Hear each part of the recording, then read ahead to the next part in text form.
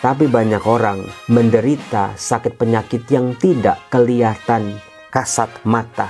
Fisiknya sempurna, keluarganya lengkap, rezekinya mengalir. Tetapi saudara-saudara, ternyata di dalam keluarga-keluarga kita banyak yang mengalami sakit dalam tanda kutip. Salam damai sejahtera saudara-saudaraku yang terkasih pencinta firman Tuhan. Berjumpa kembali dengan Bible Learning with Father Joseph edisi ke-108 di tahun 2024 ini. Saudara-saudara yang terkasih, saya berharap Anda tidak ketinggalan satu episode pun. Saya selalu hadir di setiap jam 6 sore waktu Indonesia bagian Barat. Maka Anda yang bisa menyimak silakan disetting waktu atau jam tangan Anda atau alarm Anda supaya tidak ketinggalan satu episode pun. Kalau Anda bisa menonton di jam 7, jam 8 atau tengah malam ketika semua sudah sunyi, itu juga boleh. Tapi jangan lupa untuk kasih like, komen, dan juga share kepada teman-teman yang sangat membutuhkan. Saudaraku, apa kabar Anda semua? Izinkan saya di video ini bukan cuma mau menyapa oma-oma, opa-opa penonton setia, tapi juga saya mau menyapa suster-suster sepuh yang biasa kami panggil dengan sapaan suster-suster eyang. Dimanapun suster-suster ini berada. Ada dari komunitas Santa Ana, halo suster, apa kabar? Dari komunitas Ursulin di Bandung, halo apa kabar? Semoga suster-suster ini yang sudah memasuki usia senja, usia pensiun, tidak lagi berkarya, hanya berdoa buat kita juga bisa menikmati firman Tuhan. Sebagai informasi, ternyata saya baru tahu di beberapa komunitas suster-suster senior, ini video Bible Learning ditayangkan di sore hari di ruang rekreasi mereka. Bayangin coba, suster-suster yang ini bisa menikmati firman Tuhan. Saya berdoa semoga suster-suster semua sehat-sehat selalu. Saudara-saudaraku yang terkasih, bacaan-bacaan yang ditawarkan dalam perayaan Ekaristi yang mungkin Anda sudah dengar ketika misa, betul-betul memukau kita para pendengarnya. Bagaimana luar biasanya karya Roh Kudus bekerja dalam diri murid-murid Tuhan ini. Betul-betul.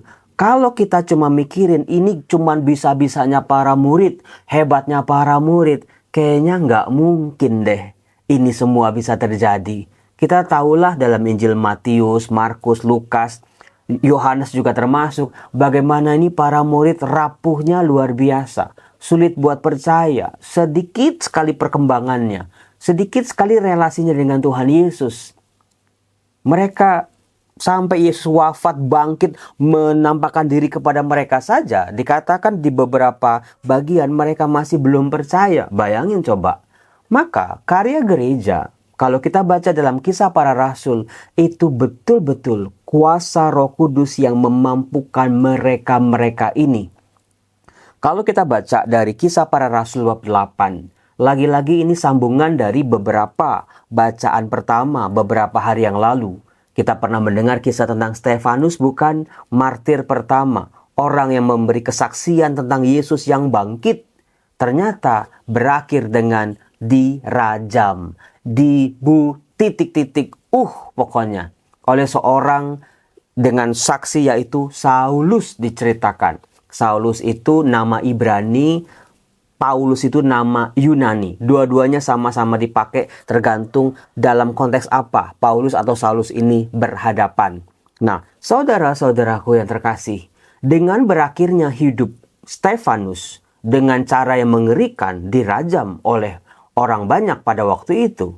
Kalau ini cuman karya manusia, pasti mundur semua. Pasti pada takut semua.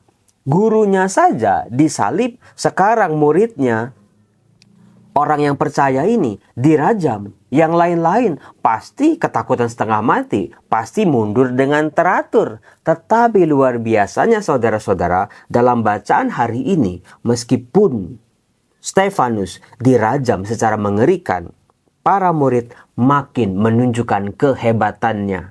Karya-karya para murid ini luar biasa. Saya sudah mengatakan ketika Yesus wafat dan bangkit, ada dua karya yang dilanjutkan oleh para murid ini secara konsisten. Yang pertama, karya kabar sukacita, bahwa Yesus adalah Tuhan dan Allah yang bangkit. Yang kedua adalah karya penyembuhan, bukan? Dua karya ini selalu bergandengan tangan, dipelihara oleh gereja sampai detik ini.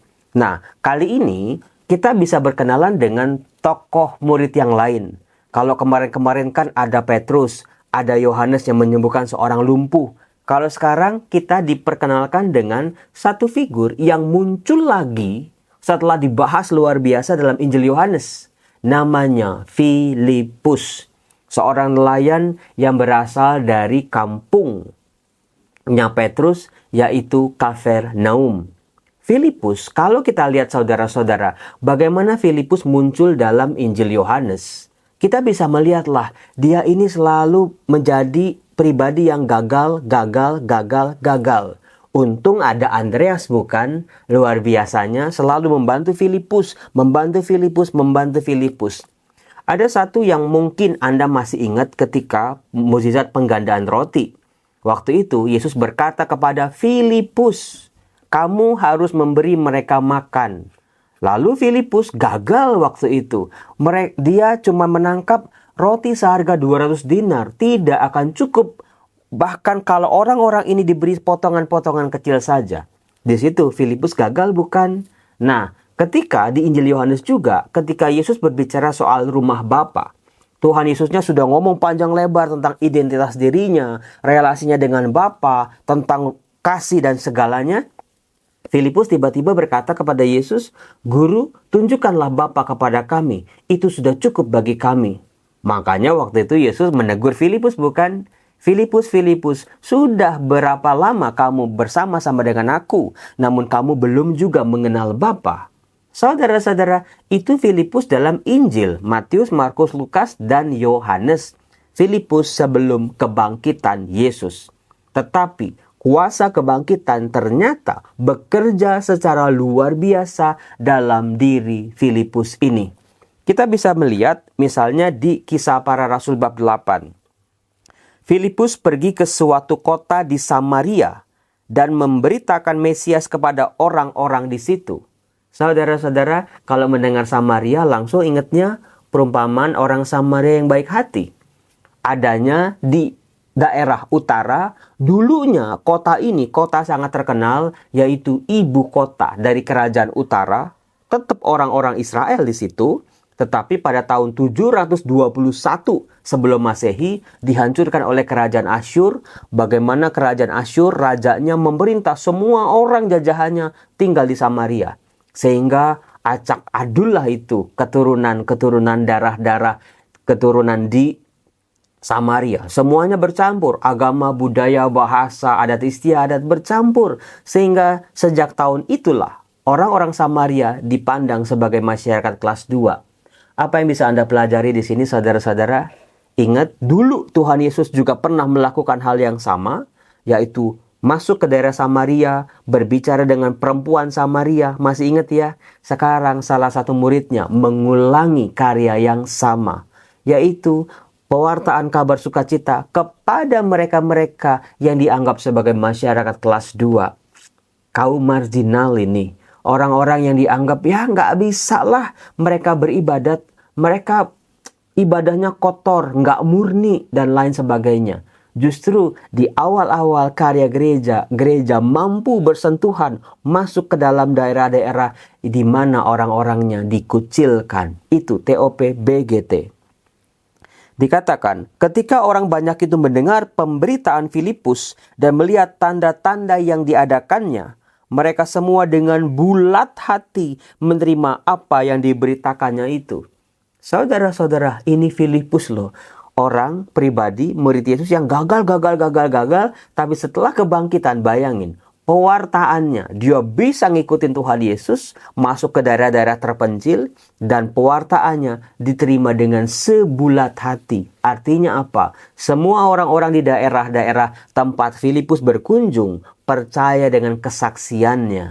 Luar biasa. Percaya dengan tanda-tanda yang diadakannya. Maka dikatakan dengan luar biasa, mereka percaya dengan sebulat hati. Artinya, tanpa keraguan, no question anymore. Nggak lagi bertanya-tanya. Karena mereka percaya dengan seutuhnya. Dikatakan ini dia.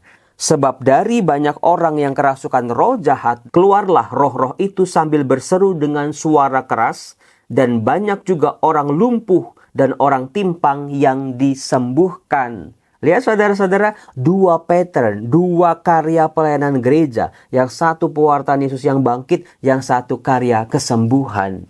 Saudara-saudara, saya sangat berharap dalam diri saya sebagai seorang pastor, dalam diri Anda, dalam keluarga Anda, dalam rencana-rencana kehidupan Anda, dua karya ini jangan pernah ditinggalkan. Satu, mewartakan Yesus yang bangkit, kabar sukacita dalam seluruh kehidupan kita. Dua, karya kesembuhan. Romo, saya tertarik dengan karya kesembuhan, Romo. Saya itu anggota Legio Maria, seringkali mengunjungi orang sakit misalnya. Romo, saya bekerja di rumah sakit, Romo. Di situ saya melayani orang-orang dari stroke, dari sakit kanker, dari sakit leukemia, dari segala macam penyakit. Coba saya sembuhkan, Romo. Saudara-saudara yang terkasih, sakit penyakit yang diderita oleh manusia memang ada yang kelihatan, ada yang jelas gitu ya, dia sakit apa. Ada orang yang mungkin dia punya kekurangan fisik, ada orang yang mungkin dia terganggu aliran darahnya atau syarafnya, atau kena virus, atau kena bakteri. Kelihatanlah dari apa yang kita lihat pakai mata kita. Orang-orang seperti itu tidak ada di dalam keluarga Anda. Sehat-sehat semua, Romo, puji Tuhan. Tapi banyak orang menderita sakit penyakit yang tidak kelihatan kasat mata. Fisiknya sempurna, keluarganya lengkap, rezekinya mengalir. Tetapi saudara-saudara, ternyata di dalam keluarga-keluarga kita banyak yang mengalami sakit dalam tanda kutip. Ada berapa banyak istri-istri yang memendam sakit hati kepada suaminya. Sejak dulu awal menikah, sejak dulu anak-anak masih pada kecil, waktu dulu anak-anak mau menikah, ketika sekarang udah punya cucu, banyak istri yang masih memendam sakit hatinya kepada tingkah laku, kata-kata, perbuatan para suami-suami ini. Betul apa betul? Romo, gedubrak deh Romo. Betul banget Romo. Gimana ini? Kemudian juga ada berapa banyak anak-anak yang sakit hati juga dengan mulut orang tuanya, dengan didikan orang tuanya, dengan contoh hidup konkret orang tuanya. Banyak orang tua bisa ngomong hal yang bagus-bagus, hal yang baik-baik, bahkan juga hal yang suci-suci. Tetapi dalam kehidupan nyata jauh banget Romo. Nggak ada bekas-bekasnya itu omongan-omongan yang keluar dari mulut mereka. Berbeda sekali dengan tindakan-tindakan mereka. Ada begitu banyak juga orang tua yang sakit hati dengan anak-anaknya. Ditinggalkan, dibiarkan seorang diri, nggak diurus sama anak-anaknya. Anak-anaknya malah ribut sama warisan-warisan. Sementara orang tuanya ini kayak dibuang begitu saja. Banyak sekali keluarga kita mengalami sakit penyakit seperti ini. Orang-orang, anggota-anggota keluarga yang saling memendam kesalahan satu sama lain. Cuma kurang meledak aja Romo. Belum aja, nanti suatu saat kalau saya udah nggak sanggup Romo, saya keluarin semua-muanya. Kepada anak-anak saya juga, kepada pasangan hidup saya, kepada orang tua saya, meledak, kayaknya tuh udah puas. Kita lupa dengan meledak itu malah tambah orang lain sakit hati. Saudara-saudaraku yang terkasih, apakah kuasa kesembuhan setelah kebangkitan juga masih berkarya dalam keluarga kita, menyembuhkan segala luka? Salah satu hal yang sangat melukai dalam keluarga adalah ketika ditemukan pasangan hidup tidak setia. Itu melukainya luar biasa. Betul-betul. Lebih baik orang diapain gitu ya, dipukul gitu, daripada dikhianati. Itu lukanya itu mungkin dia bisa, gak apa-apa, I'm fine, gak apa-apa, I'm fine. Tapi di dalamnya itu luka parah sebetulnya. Kepercayaannya, landasan rumah tangganya hancur berkeping-keping sudah. Gimana cara bangunnya juga nggak tahu lagi. Gimana cara mulainya juga nggak tahu lagi. Gimana cara memaafkannya juga nggak sanggup lagi. Ya gimana Romo saya mau memaafkan kalau abis itu dia masih selingkuh lagi? Ya hari ini saya maafin sama yang ini. Nanti sama yang lain begitu lagi. Romo, lama-lama pengampunan saya udah kayak barang murahan aja buat dia. Betul apa betul? Ini saya ngomong begini karena saya banyak nonton drama-drama Indosiar ya, sinetron-sinetron, banyak kejadian itu di film-film. Mungkin apa yang ditampilkan di film itu sebetulnya gambaran dari realita masyarakat dunia saja. Tetapi saudara-saudara, yang luka bukan cuma di keluarga-keluarga saja, termasuk dalam pelayanan-pelayanan di gereja juga sami mawon, podo wae, the same. Sama, selagi dua orang berkumpul, dua orang manusia yang masing-masing punya kelemahan, punya kerapuhan, sangat terbuka untuk potensi-potensi saling melukai. Mula-mula nggak enakan, mula-mula ya terima tapi lama-lama ngelunjak. Banyak sekali orang-orang mau melayani, dia malah terluka dalam pelayanan di gereja. Ternyata saya cuma dimanfaatin saja Romo sama teman-teman saya. Ternyata keberadaan saya tidak pernah dihargai Romo. Kenapa dia itu Romo sok berkuasa banget Romo? Kenapa dia itu nggak mau kerja tapi nanti kalau dipuji orang dia yang muncul paling nomor satu Romo? Itu yang seringkali membuat kita luka. Betul apa betul?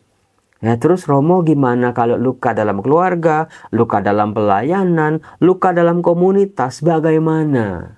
Saudara-saudara, kalau kita cuma mengandaikan, menunggu dia berubah, sulit sih sebetulnya.